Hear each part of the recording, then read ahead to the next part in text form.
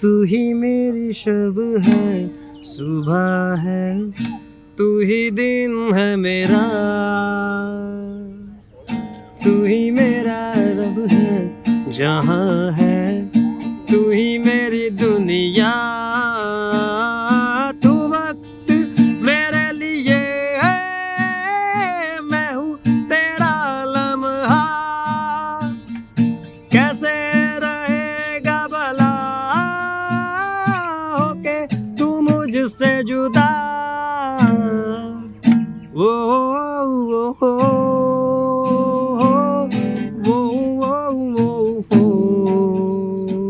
क्यों आज कल नींद कम ख्वाब ज्यादा है, लगता खुदा का कोई नेक इरादा है, कल था फकीर आज दिल शहजादा है, लगता खुदा का कोई नेक इरादा है, क्या मुझे प्यार है या कैसा खुमार है, या हमको प्यार हुआ पूरी हुई दुआ, हमको प्यार हुआ पूरी हुई दुआ, यारो दोस्ती बड़ी ही हसीन है, ये ना हो तो क्या फिर बोलो ये जिंदगी है, जिंदगी दो पल की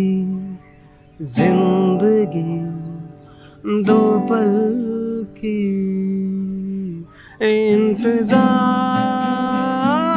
कब तक हम करेंगे भला, तुम्हें प्यार कब तक ना करेंगे भला,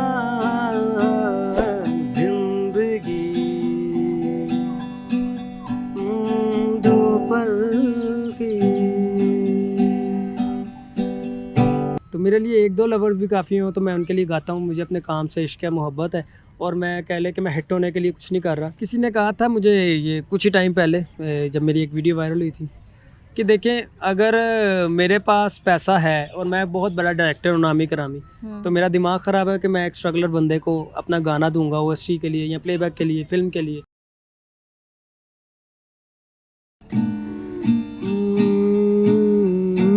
तू ही मेरी शब है, सुबह है, तू ही दिन है मेरा, तू ही मेरा रब है, जहाँ है तू ही मेरी दुनिया, तू वक्त मेरे लिए है, मैं हूँ तेरा लम्हा, कैसे रहेगा भला होके तू मुझसे जुदा, वो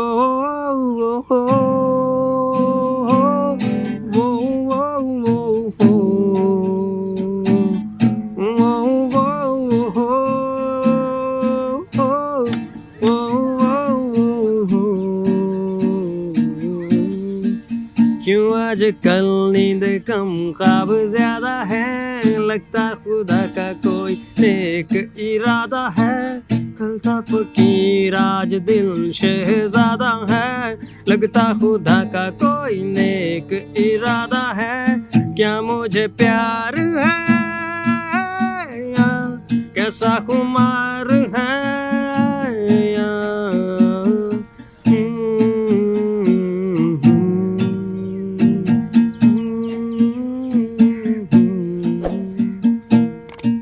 कोई भी ऐसा लम्हा नहीं है जिसमें मेरे तू रहता नहीं है, मैं घर सो भी जाऊं यादों में लेकिन तू है कि मुझ में सोता नहीं है, तू है कि मुझ में सोता नहीं, हाँ तू है, हाँ तू है, मेरी बातों में तू है, मेरी बातों में तू, यादों में तू, इरादों में तू है।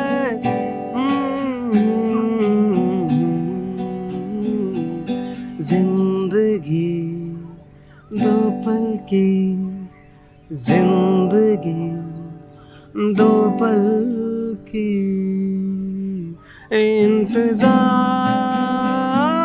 कब तक हम करेंगे भला, तुम्हें प्यार कब तक ना करेंगे भला। जिंदगी दो पल की, दिल के दरमियां गुजरे राह में, कल तक ये मेरी जिंदगी, कुछ भी ना कहा कब का था गिला, कैसे कर चले अलविदा। अलविदा अलविदा कोई पूछे तो जरा, जब तूने कह दिया अलविदा। अलविदा अलविदा कोई कह दे तो जरा, जब तूने कह दिया अलविदा। सुन ले बेखबर क्यों आंखें फेर कर, आज तू चली आ यादें भी नजर, कहना यूं मगर अलविदा। जिंदगी दो पल की जिंदगी, हम रहे या ना रहे कल, कल याद आएंगे ये पल, पल ये है प्यार के पल। चल ला मेरे संग चल, चल सोचे क्या छोटी सी है जिंदगी, हो कल मिल जाए तो होगी खुश नसीबी।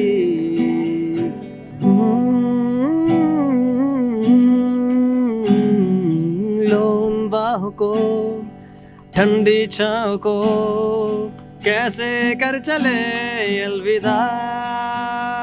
अलविदा अलविदा कोई पूछे तो जरा, जब तूने कह दिया अलविदा। मिलना बिछड़ना आना जाना तय सब कुछ पहले से, प्यार भरे पल बांध के रख दो, बाकी सब कुछ रहने दे। कुछ नहीं आएगा यहाँ, फिर भी ये जिंदगी तेरा शुक्रिया। कुछ नहीं आता आएगा यहाँ, फिर भी ये जिंदगी तेरा शुक्रिया। अलविदा रहना तू खुश सदा, शायद मिलूं ना मैं कल की सुबह। अलविदा रहना तू खुश सदा। बहुत खूब, बहुत खूब एहतिशाम, आपने बहुत अच्छा गाया। आपको कब पता चला कि आपके अंदर ये स्किल है? आपने कब ये स्टार्ट किया? मैं 4 साल की उम्र का था, तब से मैं गा रहा हूँ। छोटा सा बच्चा स्टेज पे लाइव बैंड के साथ जो गाता है, मैं उस तरह से गाता था। मेरी टीचर और स्कूल की मैडम थी, जो उन्होंने कहा था कि बड़ा हो तो इसके अंदर एक कॉन्फिडेंस है, बचपन से ही शायद वो बिल्ड हुआ था। नेचुरल गोल्ड गिफ्टेड आवाज़ के साथ साथ एक कॉन्फिडेंस बिल्ड था कि 1000 के क्राउड के अंदर मैं लाइव गा रहा हूँ। तो उन्होंने कहा इसको इसी फील्ड के अंदर रहने दीजिएगा और सपोर्ट कीजिएगा। तो वो मैट्रिक के बाद फर्स्ट ईयर सेकंड ईयर में गए, तो सेकंड ईयर में कुछ ज़्यादा इस चीज़ का क्रेज चढ़ गया था। तो मुझे किसी ने चैलेंज किया कि एक सिंगर है, उस जैसा कोई नहीं गा सकता, और उसका नाम था अरिजीत सिंह। वो मेरे गुरुजी भी कहले हैं कि उनको मैंने लाइक बहुत सुना है और उनसे सीखा है। अब ये था कि मुझे कुछ करना था, तो मैंने फिर उसका चैलेंज एक्सेप्ट किया और मैंने अरिजीत सिंह को गाना शुरू किया, कोशिश की। और फिर आहिस्ता आहिस्ता मुझे पता चला कि मेरे ख़ानदान में रिलेटिव्स में से ऐसे मोहम्मद रफ़ी साहब हैं, तो फिर मैंने उनको भी सुना। फिर लोगों को लगा कि ये ब्लेम कर रहा है या ये क्लेम कर रहा है, झूठ बोल रहा है ये वो, लेकिन वो खून का तासुर और असर एक्चुअली में पता चल जाता होता है कि क्या है क्या नहीं। ऐसे ही है।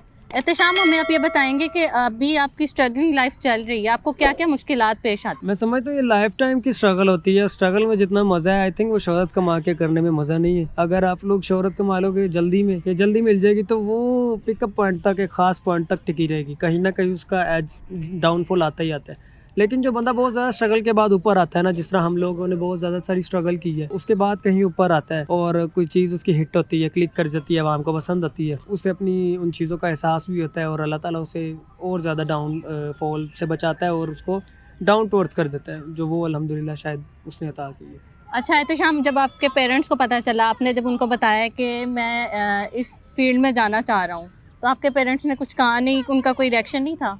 शुरू में सभी के रिएक्शंस होते हैं कि आई थिंक जिस तरह एक्टिंग मॉडलिंग की फील्ड है, शायद पता नहीं ये कैसी फील्ड है, इसमें कमाई नहीं होती और जो है लोग इस तरह से लाइक टाइम वेस्टेज है। वो मुझे किसी ने कहा था कि ना, अब मैं नाम नहीं लूँगा लेकिन शायद ये पॉइंट करूँ तो पता लग जाएगा। किसी ने कहा था मुझे ये कुछ ही टाइम पहले, जब मेरी एक वीडियो वायरल हुई थी, कि देखें अगर मेरे पास पैसा है और मैं बहुत बड़ा डायरेक्टर हूँ नामी करामी, तो मेरा दिमाग ख़राब है कि मैं एक स्ट्रगलर बंदे को अपना गाना दूंगा ओएसटी के लिए या प्लेबैक के लिए, फिल्म के लिए। तो मेरे लिए एक दो लवर्स भी काफ़ी हो तो मैं उनके लिए गाता हूँ। मुझे अपने काम से इश्क है, मोहब्बत है और मैं कह ले कि मैं हिट होने के लिए कुछ नहीं कर रहा, अपने काम से मोहब्बत करता हूँ, पैशनेट हूँ, इस वजह से मैं उसको आगे लेके चल रहा हूँ। आपने गाना कैसे स्टार्ट किया? मैंने 4 साल की उम्र में, वैसे जब मैंने स्टार्ट किया था तो मैं गाता था हमिंग कर करके।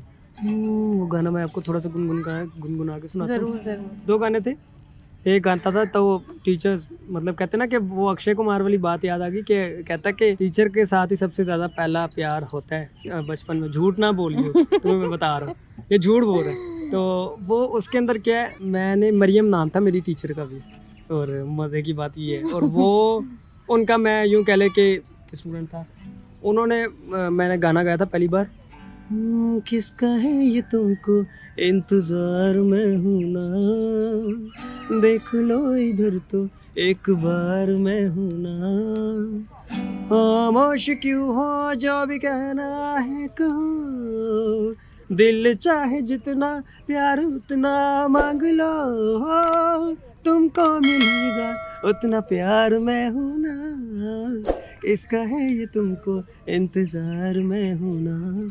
अब ये गाना जब मैंने गाया तो बहुत फील आई, और मुझे तो ना स्केल का पता है, ना सुर का पता है, ना टेम्पो का पता है, ना रिदम का पता है, ना ही मैंने कोई क्लासेस ली है, गॉड गिफ्टेड। उन्हें अच्छा लगा, उन्होंने मेरी पार्टिसिपेशन रखी, ये फन फेयर्स जो होते हैं स्कूल के, उसमें मैंने पार्टिसिपेट किया लाइफ में पहली बार, ये गाना गाया। दूसरी बार उन्होंने गाना गवाया तेरे नाम, तेरे नाम हमने किया है जीवन। अब वो जब मैंने गाना गा दिया तो ना एक्चुअली मुझे सारे कहने लग गए कि ना मोहल्ले में सब लोग के ना राधे भैया, राधे मोहन, ये वो जो फिल्म का करेक्टर में एक्टर का नाम था सलमान का, तो वो सब लोग वो कहने लग गए कि ये एक्टिंग भी करने लग गया है, अदाकार लेवल भी हो गया है, सिंगिंग भी करने लग गया। तो क्यों ना, मुझे लगता है कि ये बचपन से जो बंदे के अंदर एक सलाहियत होती है ना कोई एक्शन मारने की, या वो उसे नहीं पता था, तो बस वहाँ से ये एक एज मिला, पॉइंट मिला कि लोगों ने मुझे सपोर्ट करना शुरू किया।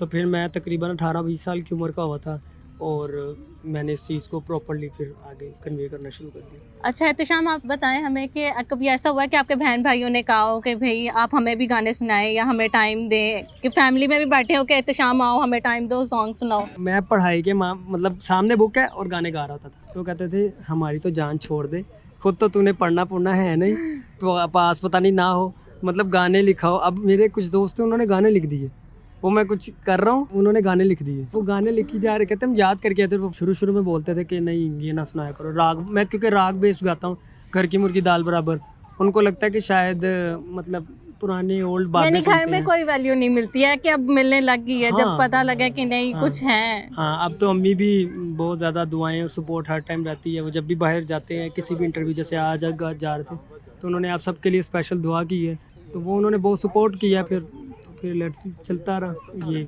जर्नी फिर स्टार्ट हो गई। एहतशाम, हमें ये बताएं कि कभी किसी फ़ैन ने आपको कहा हो कि हमें बर्थडे का सॉन्ग आके सुना दें या विशेस भेज दें, क्योंकि बहुत सारी लड़कियों का क्रेज़ भी होता है, फ़ैन भी होते हैं कि हमें डेडिकेट कर दें, ऐसा हुआ है आपके साथ कभी? या कभी आप गए हो किसी कैफ़े शैफ़े, वहाँ पे ऐसा सीन क्रिएट हो गया हो या कुछ भी?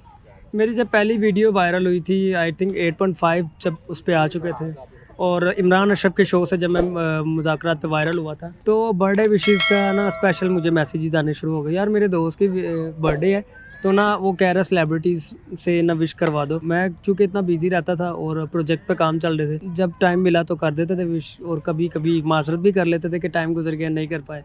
तो इस तरह की विशेज़, बर्थडे विशेज़ आती रहती थी और बहुत सारी यहीं अभी तक आती हैं। अच्छा एहतिशाम, आपके चाहने वाले भी बहुत होंगे, हेटर्स भी बहुत होंगे, आप इन दोनों का कंपैरिजन करके देखते हैं कि या उनके लिए सिर्फ गाते हैं कि अच्छे लोगों के लिए गाना, हेटर्स को आप ज़्यादा रिस्पॉन्स नहीं करते? एक्चुअली ये सीन है कि मैं सभी को रिस्पॉन्स देता हूँ, मुझे सबसे ही प्यार है। मुझे डीमोटिवेटर्स अभी रिसेंट ही एक जगह पे मिले हैं और वो उन्होंने मुझे मेरे गाने को काफ़ी इस तरह से डिसलाइक भी किया था और इस तरह से, और मेरी काम को भी। इवन तो मैंने एक जगह स्टेटस लगाया था और मैं ये कर रहा था, मैं आपको करके सुनाऊँगा। निगाम पारेसा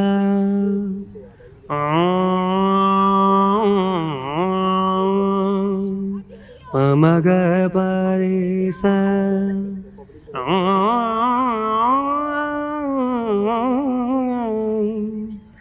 निदा पमरा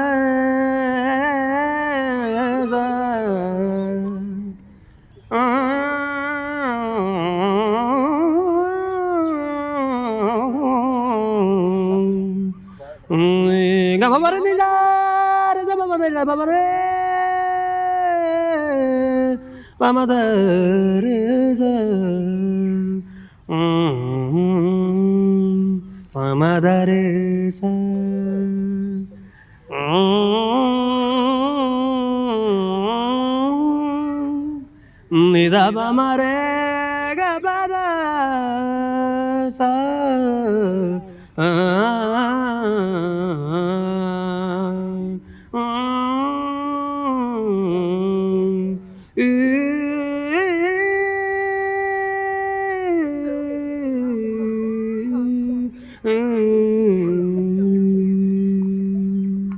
वाह, बहुत खूब, बहुत खूब, बहुत अच्छा लगा एहतिशाम आपसे ये चीज़ें भी सुन के। जब ये सब लोगों को पता चला और मेरे प्रोफेशनल गाने रिकॉर्ड होना शुरू हुए, जब मेरी चीज़ें वायरल होना शुरू हुई, तो बहुत सारे लोगों ने मुझे छालने की कोशिश की है और मतलब उन्होंने कहा कि ये शायद मीडिया स्टंट कर रहा है और कुछ इस तरह से लाइक बातें चल रही हैं, कुछ भी इस तरह से।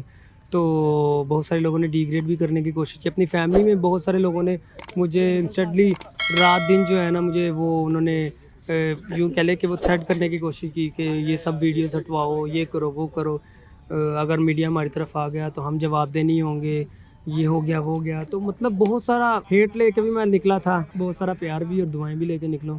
तो आई थिंक मुझे डीमोटिवेटर्स या हेटर से कोई वो टेंशन नहीं है।